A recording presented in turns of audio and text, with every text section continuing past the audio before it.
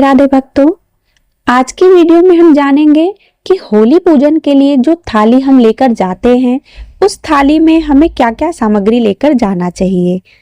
तो देखिए, बहुत ज़्यादा सामग्री नहीं होती है, इतनी ही सामग्री होती है कि एक थाली में आ जाती है।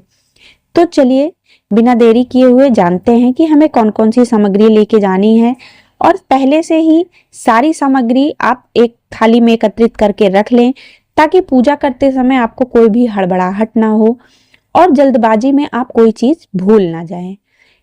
तो सबसे पहले लेंगे एक थाली। अब इसमें रखेंगे जल से भर के एक लोटा।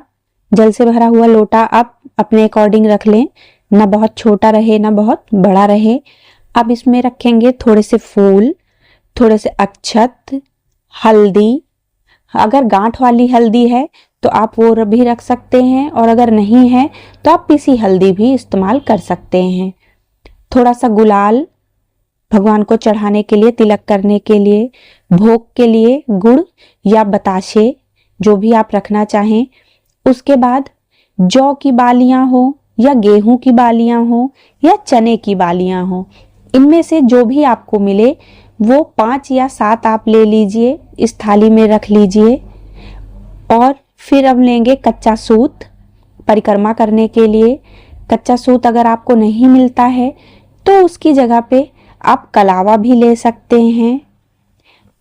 अब लेंगे धूप, दीप और जो गोबर के उपले होते हैं जिसे ढाल बिडकले की माला भी कहते हैं, आपके यहाँ जो भी बोलते हो, गोबर के उपले बोलते हो या ढाल बिडकले की माला बोलते हो, उसको ले लेंगे।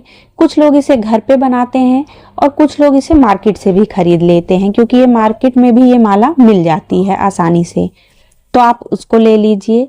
अब इन सारी सामग्रियों को एकत्रित करके जहाँ पे भी आपको पूजा करनी है आप वहाँ पे जाके इसको पूजा इससे कर सकते हैं। और ये याद रखें कि जो भी सुहागन महिलाएं हैं वो जब भी पूजा करने जाएं तो 16 श्रृंगार करके तभी पूजा करने के लिए जाएं। आप जब भी पूजा करने के लिए जाएं तो पूजा की थाली को ढक के लेके जाएं, किसी रुमाल से या थाली ढकने वाले किसी कपड़े से, किसी न किसी चीज से उसे जरूर ढक के ले जाएं। आपको वो थाली खुली लेके नहीं जानी चाहिए। तो ये थी पूजा की वो सामग्री जो साधारणतया सभी स्त्री या पुरुष इस्तेमाल कर सकते हैं होलिका दहन की पूजा में। अब जानते हैं कुछ विशेष सामग्रियां जो हम अपनी अलग से किसी इच्छा की पूर्ति के लिए होलिका दहन की पूजा में होलिका में डालते हैं। जैसे हमें अगर अपनी मानसिक शांति चाहिए हो घर की या अपनी मानसिक शांति के लिए, होलिका दहन में आप कपूर या हरी इलायची, जो छोटी वाली इलायची होती है, इसको जरूर चढ़ाएं मानसिक शांति के लिए। अब अगर घर की नकारात्मकता दूर करनी हो तो उसके लिए पीली सरसों होलिका में डालें। गाय के उपले का उपयोग इसलिए किया जाता है कि इससे शुद्धता आती है। वहीं नारियल और पान के पत्ते परिवार की दीर्घायु के लिए डाले जाते हैं।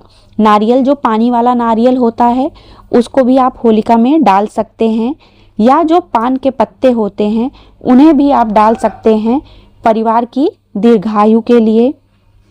उसी के साथ साथ हम जो अनाज डालते हैं उसका डालने का कारण ये है कि उससे घर में आर्थिक स्थिरता बनी रहती है और किसानों के यहाँ अच्छी फसल होती है, उनकी जो उपज होती है वो अच्छी होती है। तो ये विशेष चीजें हैं कि जो आप होलिका में डाल सकते हैं। तो ये थी आज की वीडियो। आशा करते हैं वीडियो आपको उपयोगी लगी होगी। अगर वीडियो उपयोगी लगी है तो वीडियो को लाइक और चैनल को सब्सक्राइब करें। राधे राधे।